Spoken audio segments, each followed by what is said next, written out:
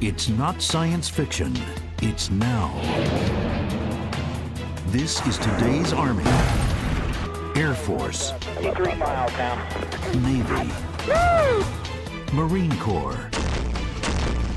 Together, they're the most advanced fighting force on the planet and beyond. The biggest advantage in combat has always been to be able to see your enemy before he sees you. Today, that means orbiting surveillance satellites capable of reading the license number on a vehicle 500 miles below, or goggles that can amplify the light of a star thousands of times and turn night into day. Tight formation coming in. It means a pilot sitting in a control room in New Mexico can track down an enemy on the other side of the world, and if necessary, lock up target 5, eliminate them. 2, 1, impact. New technologies have enormously enhanced our ability to see the enemy first. But these are all just extensions of the human eye, and they are all subject to its limitations. Right now, 45% of everyone in the Air Force is nearsighted and needs corrective lenses in order to do their job. Perfect. Colonel Charles Riley is an ophthalmic surgeon and consultant to the Air Force Surgeon General for refractive surgery. We're looking at enhancing the human weapons system. Over the past decade, Dr. Riley and other military surgeons have been using laser vision correction to enhance the vision of hundreds of thousands of soldiers, sailors, and airmen. Never saw that before without glasses. We talk about upgrading our avionics in an airplane so they can see out further, see the bad guys sooner. Well, that's what we're doing with our laser for the human weapon system. The most important weapon system in the cockpit is that human. And so to be able to offer them that upgrade in their avionics is priceless. It really is priceless. It may mean the difference between them living or dying in their job. It's that big. Commander Elizabeth Hoffmeister is a Navy flight surgeon. She was involved in some of the original studies that led to the military's approval of laser refractive surgery.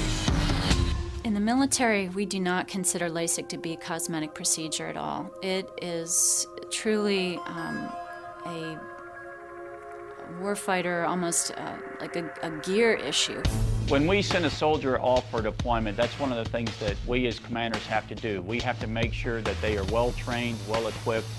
If we can make him better and he is qualified for corrective surgery for his eyes, let's do it. General Frank Helmick is commanding general of the Army's 18th Airborne, the Rapid Deployment Force, and the deputy commanding general of U.S. forces in Iraq. He's had LASIK surgery himself. And our military has an advantage over our adversaries in almost everything, I think. And LASIK surgery is just another indication of that. LASIK was approved by the FDA for refractive surgery in 1998. But it was more than a decade before the procedure was accepted by the military for aviators. It wasn't a question of effectiveness. In the civilian world, LASIK had amassed a long and enviable track record for safety and consistently good vision correction. If something performs well in suburban America, that may not perform well in the middle of the heat in Afghanistan. It may not perform well at 25,000 feet jumping out of a plane. It may not perform well underwater with explosives and concussive effects with the water, which is not necessarily something that's tested very well on the civilian side. Colonel Scott Barnes, an Army ophthalmic surgeon, was intrigued by the potential for the Army's Special Forces. He began testing laser refractive surgery under extreme conditions with soldiers at the Special Operations Command at Fort Bragg. I want to make sure that I know that I've given him the best opportunity, that we, as the Army, have given him the best opportunity.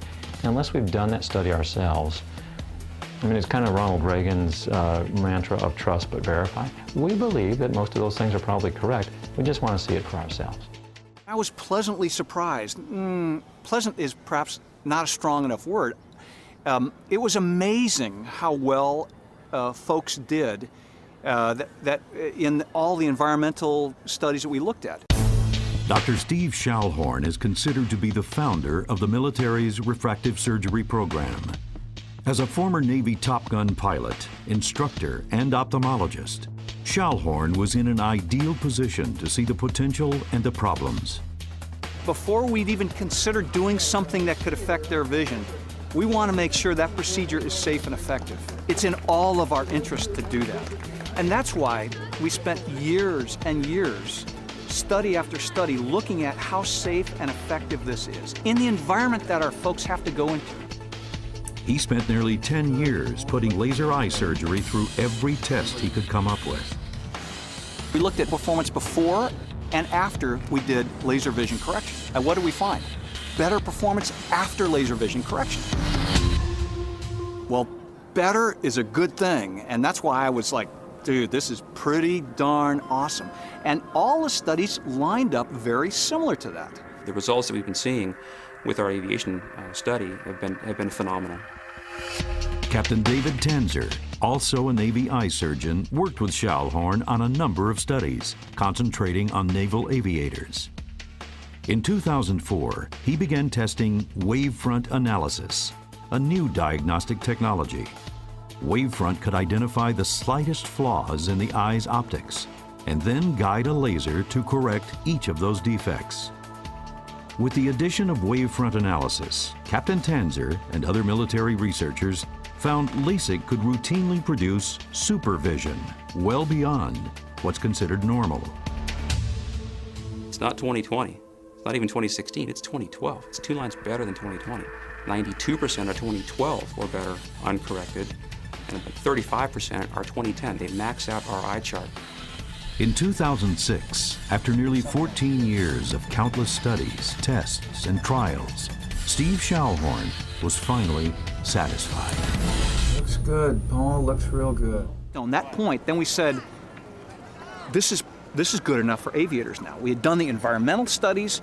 We had obviously very intense, many studies looking at this quality of vision aspect, looking at modern technology, and then we decided it's good enough for aviators. At that point, we started LASIK in aviation.